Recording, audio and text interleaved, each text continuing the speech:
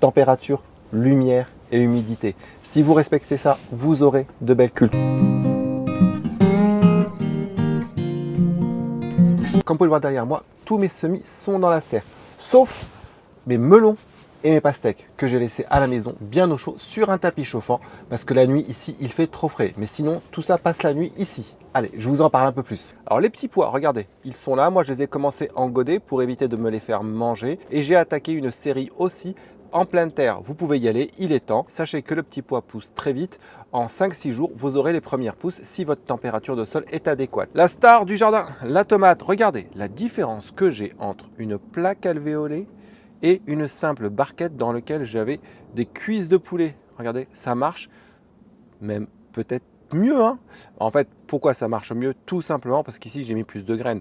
Là, j'ai mis une graine par alvéole. C'est la raison pour laquelle j'ai pas forcément cette densité. Mais regardez la profondeur que j'ai ici. J'ai une dizaine de centimètres. Ici, j'ai à peine 4 cm de terreau. Ça fait beaucoup de différence. Je vais les repiquer dès aujourd'hui. Mais regardez, on peut très bien faire pousser tous ces semis à partir de rien comme matériel, quoi. Là, vous avez mon persil, donc vous pouvez y aller. Ciboulette, coriandre. J'ai aussi mis de l'aneth et j'ai aussi mis de la camomille. Ici, vous avez mes premiers poivrons et piments. Là, j'ai des capucines et derrière quelques trèfles violets. Là, j'ai mon persil, mon céleri qui a bien poussé. Je l'ai mis là pour pouvoir le repiquer bientôt. Alors, je vous fais un plan plus large pour vous montrer mon installation. Vous voyez, j'ai installé des planches sur des supports qui sont prévus.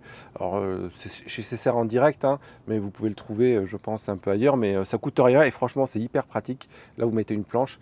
Et là, j'ai mis de la récup. Hein, c'est ce qu'on utilise pour faire des cloisons en BA13, choses comme ça. J'en avais, il m'en restait et je m'en suis servi comme support directement. En plus, ça garde cette couleur d'alu, c'est pas mal. Et là, j'ai mis une simple planche de récup aussi pour pouvoir stocker et mettre mes semis. Voilà, c'est vraiment de la récup, mais ça marche très bien.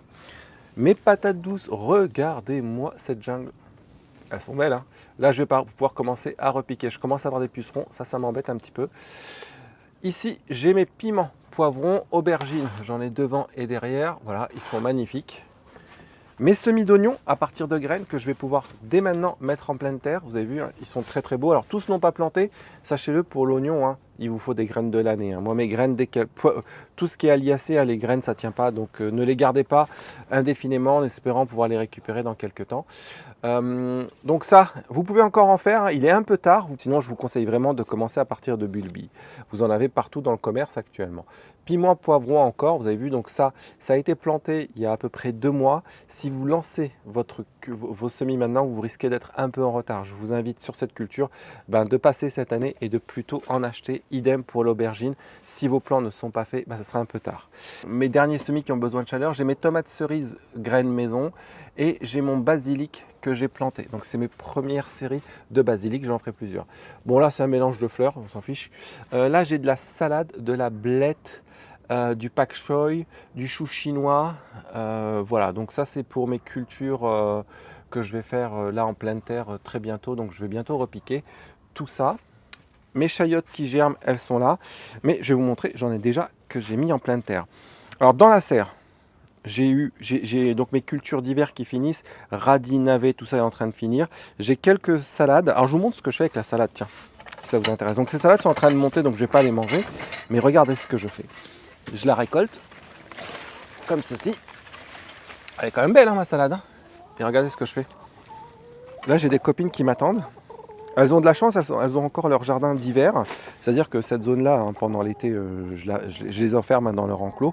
Mais là, elles ont le droit d'aller jusque-là. Et là, elles adorent. Bon, j'ai un chat qui adore être avec les poules. Ça, c'est une autre histoire. Voilà, on retourne dans la serre. Ah tiens, au passage, dans la serre, il fait 17 degrés. Ouais, un peu plus de 17 degrés. Il fait bon. On est, donc je vous montrais, donc ça c'est tous mes gouttes à gouttes qu'il faut que je redéploie, je ne l'ai pas encore fait mais je le ferai bientôt. Donc je voulais vous montrer ici mes chayotes, regardez, ça y est, celles-ci ont été mises en pot. Quand elles commencent à avoir ce genre de racines, il faut que vous les mettiez dans un pot et que vous les recouvriez d'un bon terreau. Attention, ça a besoin de chaleur et d'un bon terreau. Si vous respectez ça, vous allez avoir des chayotes. Donc vous pourrez implanter dans votre jardin dès ce mois de mai, si vous êtes dans la région nord. Je voulais vous montrer, donc j'ai aussi ici des feijoas que j'ai, et je vous mets les liens si ça vous intéresse. J'ai du canard, un avocat, je ne sais pas lui s'il va tenir, une autre chayotte, de la verveine et un plant de kiwi qui n'a pas encore donné. Ici c'est des fleurs, je passe parce que je sais même plus ce que j'ai planté. Et là j'ai mes tomates, les toutes premières que j'ai faites. Alors pourquoi ces tomates? Ça c'est de la Bereo. Je vais essayer de faire de la greffe cette année. Et voilà, c'est mes porte-greffes, donc j'ai commencé très tôt cette année. Ici, ma petite astuce. Donc là, ce que je fais, c'est que je laisse tout le temps de l'eau dans la serre. Ce qui me permet d'arroser à température ambiante et non pas avec de l'eau froide. Et ici, regardez ce que j'ai fait. Ça, c'est j'ai fait tous mes godets pour pouvoir faire mes repiquages de tomates. Et donc, j'ai arrosé avec cette eau en pleine journée. Donc, c'est à température ambiante. J'ai imbibé tous mes godets avec cette eau-là.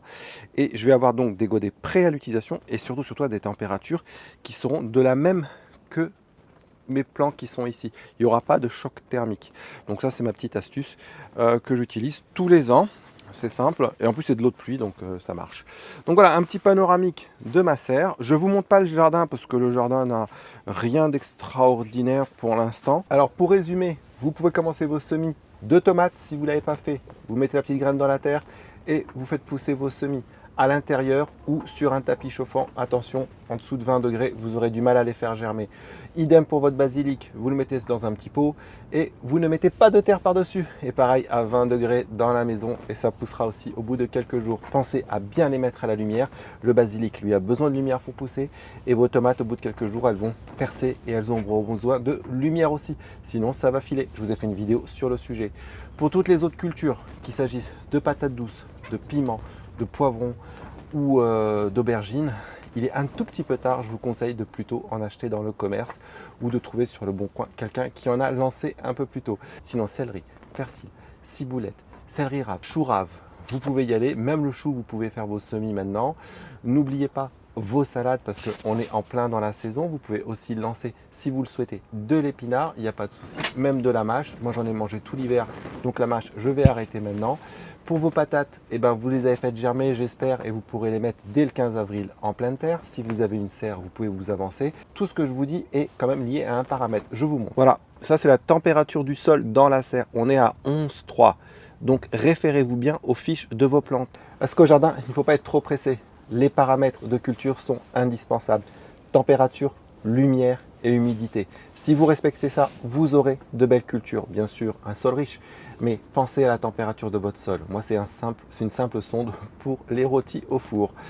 Voilà pour ce qui est de la liste de ce que je vous conseille de planter maintenant.